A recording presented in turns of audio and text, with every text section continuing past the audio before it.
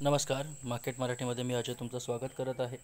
Everything about I P O हा जो आपला सेक्शन आहे त्याच्यामध्ये आपण आय पी ओज येणाऱ्या ज्या इनिशियल पब्लिक ऑफरिंग ज्या असतात त्याच्याबद्दल त्या कंपनीजबद्दल आपण माहिती बघतो. सध्या तरी आपण खूप सारे आय पी ओज येऊन गेले मध्यंतरी आपण 2-3 आय पी ओचा फक्त रिव्ह्यू केला होता किंवा आपण म्हणू शकतो माहिती जी आहे ही डिटेलमध्ये बघितली होती. त्यामुळे आत्ता जो आपण बघतो आहे ते म्हणजे तामिळनाड मर्संटाईल बँक. ॲक्च्युली जी एक तामिळनाडू बेस्ड बँक आहे. ॲक्च्युली तामिळनाडू स्टेट जो आहे तिथली जी बँक आहे त्या एक बँकबद्दल जो बँकचा जो आय पी ओ येणार आहे त्या आय पी ओबद्दल आपण माहिती घेणार आहोत. त्याच्यानंतर आपण पुढे जाऊया. बँकबद्दल थोडीफार माहिती घेऊ. तर बँकमध्ये ह्या नक्की ॲक्च्युली म्हणू शकता ही 1921 म्हणजे जवळपास असं याच्यावरती दिसतं आहे की खूप जुनी बँक आहे हे लक्षात घ्या. एनकॉर्पोरेटेड कधी झाले 1921 साली. त्याच्यानंतर तुम्ही म्हणू शकता तमिळनाडू म्हणजे आपण टी एम बीच म्हणूया थोडक्यात आपण पूर्ण नाव घेण्यापेक्षा. आणि ही सगळ्यात जुनी प्रायव्हेट सेक्टर बँकमधली आहे. लक्षात घ्या ही पब्लिक सेक्टर नाही आहे. आपण जवळपास म्हणतो ही खूप जुनी बँक आहे म्हणजे ती गव्हर्नमेंट असेल, ठीक आहे, पण असं नाही आहे. ही खूप जुनी प्रायव्हेट सेक्टर बँक आहे आपल्या देशाची. त्याच्यानंतर एक जवळ म्हटलं तर फायनान्स जे आहे की थोडक्यात सांगायचं तुम्हाला तर ही जी बँक आहे ही सध्या एवढी जुनी बँक आहे, प्रायव्हेट सेक्टर बँक आहे. लक्षात घ्या पब्लिक किंवा म्हणू शकतो आपण गव्हर्नमेंट बँक्सपेक्षा प्रायव्हेट सेक्टर बँकचा फायदा कसा असतो तुम्हाला सांगतो. या बँक सक्सेसफुल का असतात त्याचं कारण असं आहे. Government bank hardly for example तुम्ही एस बी आय म्हणू शकता, एक चांगली प्रॉफिटेबल आहे ऑर्गनायझेशन किंवा प्रॉफिटेबल बँक आहे आपण म्हणू शकतो. किंवा एस बी आयच्या जागी आपण दुसरी का म्हणू शकत नाही. त्याचं पाठचं कारण असं पडतं की बाकीचेच ॲक्च्युली जे बँक्स आहेत त्याच्यावरती ऑलरेडी खूप घोटाळे झालेले आहेत. तुम्हाला माहिती असेल जर तुम्ही पाठी जाऊन बघितलं तर तुम्हाला खूप साऱ्या गोष्टी अशा दिसतील की त्या बँक्समध्ये घोटाळे झाले आहेत. बाबा तुम्ही मोदी म्हणा, नीरव मोदी म्हणा किंवा त्याच्यानंतर किंगफिशरचा जो मालक होता विजय माल्या त्याचं म्हणा. सो ह्याच्यावरती सगळ्या ह्या गोष्टी होऊन कारण कसं एक पब्लिक सेक्टर खूप काही अशा गोष्टी असतात म्हणजे पॉलिटिकल म्हणा खूप साऱ्या गोष्टी. पण प्रायव्हेट सेक्टरला तशा गोष्टी नसतात कारण प्रायव्हेट ऑर्गनायझेशन असतात ते प्रायव्हेटली मॅनेज केले जातात. ते काही इंडिव्हिज्युअल्सने आपण म्हणू शकतो किंवा त्यांची जी आतली पूर्ण फळी असते किंवा म्हणू शकतो आतली जे पूर्ण मॅनेजमेंट असते त्या लेवलला स्ट्रॉंग असते. लक्षात घ्या कारण private sector one of the best घेतले जातात हे लक्षात घ्या. त्याच्यानंतर इथे बघा ह्या बँकेचा एक की पॉईंट कोणता मला आवडला तो म्हणजे रिटेल कस्टमर्सला पहिली गोष्ट फायनान्शियल सर्व्हिसेस प्रोव्हाइड करते. मायक्रो स्मॉल बिझनेस अँड लक्षात घ्या छोटे छोटे बिझनेसेस आहेत ना ह्यांच्यासाठी ही बँक जी आहे ही फायनान्शियल सर्व्हिसेस जी आहे ही प्रोव्हाइड करते. याचं कारण काय पडतं याची पॉझिटिव्ह गोष्ट कोणती आहे लक्षात घ्या. तुमच्या माझ्यासारखे एक सर्वसाधारण माणसं समजा जर कुठली आपण म्हणू शकतो जर बँकेमध्ये लोन घेतलं तर आपल्याला झोप लागत नाही. एक रिअल फॅक्ट आहे. 2-3 लाखाचं जरी घेतलं 4-5 लाखाचं जरी घेतलं आपल्याला झोप लागत ते आपण म्हणतो लोन काहीतरी फेडते पण तसं त्याच्यामुळे विषय कसा असतो की हे जे छोटे छोटे आपण जे माणसं आहोत किंवा स्मॉल एक रिटेल आपण छोटी माणसं आहोत सरळ साधं कॉमन मॅन जो आपण रिटेल म्हणूया थोडक्यात आपलं स्वतःला एक रिटेल जी लोकं आहोत आपण हे रिटेल कस्टमर्स जे आहोत ह्यांचं कसं पडतं की एक मेंटॅलिटी एक मिडल क्लास मेंटॅलिटी पडते. बाबा हा मला पूर्ण कर्ज फेडायचं बाकी मी एक टाईमचं जेवून राहीन पण कर्ज मात्र मी वेळेवर फेडणार. तो ह्या ज्या गोष्टी असतात त्याच्यामुळे काय होतं डिफॉल्ट्स कमी होतात म्हणजे जवळपास लोन रिकव्हरी असो किंवा बाकीच्या गोष्टी या पटापट जास्त केल्या जातात किंवा बँकेलाही किंवा कंपनीलाही सुद्धा लॉस जो आहे हा जवळपास जास्त होत नाही आहे. लक्षात घ्या ठीक आहे.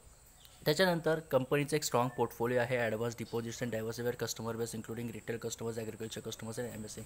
थोडक्यात तुम्हाला सांगू ह्या ज्या बँक्स आहेत ठीक आहे. आता एम एस एम ई म्हणजे काय आहे की मीडियम स्मॉल एंटरप्राइजेस जे बिझनेस असतात त्याच्यामध्ये म्हणू शकतो की ॲग्रिकल्चर कस्टमर्समध्ये जवळपास आपले शेतकरी जे आहेत त्याच्यामध्ये येतात. त्याच्यानंतर रिटेल कस्टमर्स जे आहेत ठीक आहे. म्हणजे थोडक्यात काय आपले पूर्ण मिडल क्लास फॅमिलीला किंवा मिडल क्लास बॅकग्राऊंडला एक बँक टार्गेट करते आणि ते सर्वात महत्त्वाची गोष्ट आहे कारण हा एक त्यांचा की पॉईंट आहे. आता मी म्हटलं ही बँक एवढी का टिकली याचं कारण असं आहे की छोटी छोटी बँक सुरुवात झाली एक छोटी कंपनी म्हणून सुरुवात झाली ती एवढी मोठी लेवलला उभी राहिली किंवा म्हणू शकतो किंवा ही जी बँक आहे सर आपल्या एक रिटेल लोकांना किंवा साधारण माणसाला जर टार्गेट करत असेल किंवा त्यांचा एक कस्टमर पोर्टफोलिओ जो स्ट्रॉंग असेल त्या लेवल कारण कॉर्पोरेट लेवल आपण गेलो मोठ्या मोठ्या कंपनीज ते जवळपास डिफॉल्ट करतात. याचं कारण असतं बाबा त्या कंपनीज लॉसेसमध्ये असतात किंवा काही प्रोडक्ट्स प्रॉब्लेममध्ये आले सो किंवा ते काही हेवीली लोन्स घेतात त्या गोष्टींसाठी. सो ह्या सगळ्या ज्या गोष्टी असतात ना त्यामुळे डिफॉल्टची शक्यता जास्त असते किंवा म्हणजे थोडक्यात काय की जे लोन दिलेलं असेल ते रिकवर होण्याची शक्यता खूप कमी असते ठीक आहे. सो ह्या गोष्टीमध्ये ही गोष्ट अशी नाही आहे की ही गोष्ट अशी नाही तर रिटेलला जास्त टार्गेट केलं जातं. थोडक्यात आता हे सगळं बघितल्यावरती मला आवाज फायनान्स या कंपनीचं थोडंफार आवाज फायनान्स खूप चांगली कंपनी ती सुद्धा रिटेललाच जास्तीत जास्त टार्गेट करते ती खरोखर खूप चांगली कंपनी आहे. त्याच लेवलला टी एम पी बँक आहे आपण म्हणू शकतो किंवा त्यांचा एक पोर्टफोलिओ जो आपल्याला इन्फॉर्मेशन आहे त्याच्यावरती आपल्याला हेच समजतं. बँकेचं तरी म्हटलं की 31 मार्च 2022 म्हणजे हल्लीपर्यंत तर एक नेटवर्क म्हटलं तर स्ट्रॉंग ब्रांचेस आहेत. ब्रँच नेटवर्क 509 ब्रांचेसचा टोटल एक आहे आणि कस्टमर बेस 5.8 मिलियन, अक्षरशः खूप चांगला कस्टमर बेस आहे बँकेचा. ठीक आहे. त्यानंतर एक मार्केट प्रेझन्स म्हटलं तर तामिळनाडूमध्ये आहे. मी म्हटलं ना तामिळनाडू नावच आहे तसं तामिळनाडू, त्यामुळे तामिळनाडूमध्ये सगळ्यात जास्त ब्रांचेस 369 ब्रांचेस कुठे तामिळनाडूमध्ये आहेत. आणि त्याच्यानंतर आपण म्हणू शकतो बाकी 15 राज्यांमध्ये सुद्धा, बाकीच्या 15 राज्यांमध्ये सुद्धा या बँकेचा एक प्रेझेन्स आहे. आणि त्याच्यानंतर 4 युनियन टेरिटरीज जे आहेत तिथे सुद्धा त्या लोकांचा प्रेझेन्स आहे. तो ॲक्च्युली कसं म्हणजे ते लोक आता एक्सपांड करायचा विचार करत असतील असं आपल्याला एक टोटल जे आहे ते आपल्याला याच्यावरून दिसतं. त्यानंतर आपण पुढे जाऊया ते म्हणजे पुढे जाऊया ते म्हणजे काही कंपनीच्या स्ट्रेंथ. आता मी स्ट्रेंथ मगाशी बोलताच खूप साऱ्या गोष्टी बोललो होतो. तुम्ही लक्षात घ्या की ह्या ज्या सगळ्या स्ट्रेंथ आहेत ना मी मगाशीच म्हटलं होतं. ठीक आहे. आपण इथे करूया कस्टमर एक एक म्हणू शकतो की कस्टमर एक बेस जो आहे मगाशी जे म्हटलं सगळ्या गोष्टी ते मी म्हटलं होतं की रिटेल्स आहेत की स्मॉल ॲग्रिकल्चर बिझनेस सगळ्या गोष्टी येतात. ठीक आहे.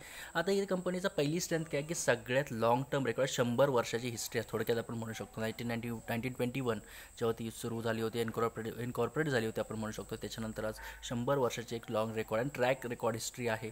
आणि लक्षात घ्या कंपनी जर 100 वर्ष टिकत असेल त्याचं पाठचं कारण सर काय असतं किंवा जे असाल तुम्ही बघत व्हिडिओ की काय असतो विषय त्याचा नक्की विषय असा असतो. तर थोडक्यात आपण माहिती घेतली ना तर टाटा ग्रुपचा विचार करूया. टाटा ग्रुप एवढे वर्ष आहे एक त्यांनी काय केलं टाटानी सगळ्यात जास्त ती गोष्ट केली आहे ती म्हणजे टाटा ट्रस्ट. म्हणजे टाटा म्हणजे विश्वास या शब्दाला टाटा नाव जोडलं जातं. तुम्ही कधीही बघा टाटाच्या गाड्या बघितल्या तरी तुम्ही म्हणाल टाटाची गाडी आहे काय ट्रस्टेबल कार आहे, सेफ्टीमध्ये नंबर 1 आहे.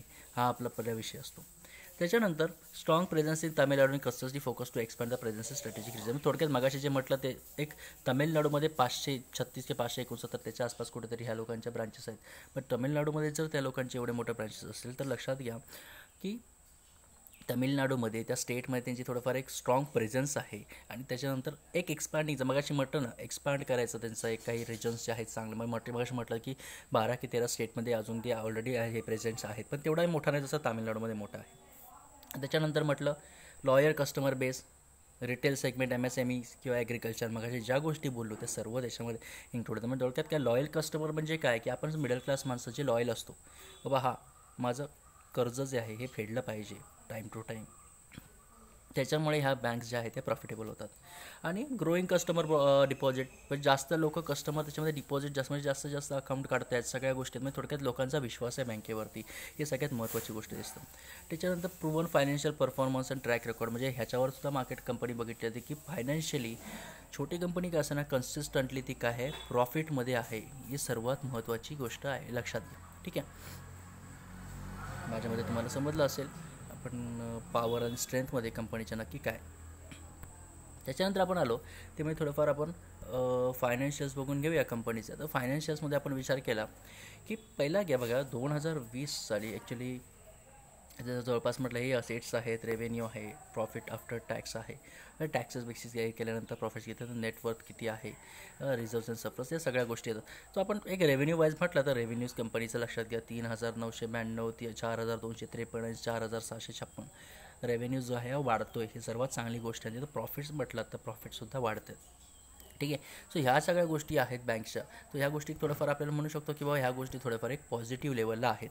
ठीक आहे. त्याच्यानंतर आपण बघणार ती पुढची गोष्ट ते म्हणजे object of issue. Object of issue म्हणजे काय की बाबा ही बँक जी आहे हे कोणत्या कारणासाठी बाबा कारण काय या बँकेचं बाबा लिस्ट होण्याचं. पहिली गोष्ट कशी असते मगाशी म्हटलं कंपनीला एक्सपांड करण्यासाठी कॅपिटल पाहिजे. पहिली गोष्ट एक्सपांड म्हणजे काय की जवळपास थोडक्यात तुम्हाला माहिती असेल किंवा कंपनी समजा एक ठराविक एरिया तर ही तामिळनाडू बेसला जास्त स्ट्रॉंग प्रेझेन्स आहे. म्हणजे एका स्टेटपुरती ती मर्यादित आहे. त्यांना बाहेरच्या स्टेटमध्ये जायचं असेल तर ऑलरेडी त्यांची ती प्रॉफिट्स आहेत ते त्यांना चर्न करून काय फायदा नाही. लक्षात घ्या ते प्रॉफिट्स आहेत ते चर्न करून त्यांना काही फायदा नाही. किंवा त्यांचा आपण विषय केला सरळ साधा की त्यांना जर समजा ह्या ज्या कंपनीज म्हणजे थोडक्यात बाकीच्या याच्यासारखी जर जायचं असेल तर त्यांना कुठेतरी लोन घ्यावं लागेल. लोन वगैरे घ्यायचं म्हटलं विचार करा किती मोठे इंटरेस्ट रेट्स आहेत सगळ्या गोष्टी. मग ते कंपनी थोडंफार त्याच्यामध्ये गुंतते. मग त्याच्यापेक्षा सोपा पर्याय काय की मार्केटवरती लिस्ट किंवा स्वतःचा जो शेअर येतो तो आपण डायल्यूट करूया थोडाफार आणि आपण मार्केटमधून जो आहे तो पैसा जो आहे तो आपण उचलूया असा थोडक्यात तो विषय होतो. ठीक आहे. त्याच्यानंतर benefits of listing on stock exchanges ही एक पहिली गोष्ट. त्याच्यानंतरची गोष्ट म्हणजे थोडक्यात काय, समजा एक्सचेंजवरती कंपनी कोणतीही लिस्ट झाली, आपण म्हणतो ना न्यूजमध्ये वगैरे कंपनीचं नाव जास्त पडतं, ही अशी अशी कंपनी आहे, हे सगळ्यात चांगला शेअर वाढतं. मग कंपनीचं काय नाव जे होतं हे सुद्धा स्टॉक मार्केटमध्ये होतं, हे लक्षात घ्या. म्हणजे एक बेनिफिट असते रिकग्नायझेशनसाठी, बरं रिकग्नाईज करतात ह्या कंपनीला. थोडक्यात हा IPO येण्याच्या आधी किती लोकांना बाबा माहिती होतं TMB नावाची एक बँक आहे जी खरोखर रिटेल लोकांसाठी एवढं करते किंवा रिटेल लोकांना फायनान्स प्रोव्हाइड करते, रिटेल बँकिंग.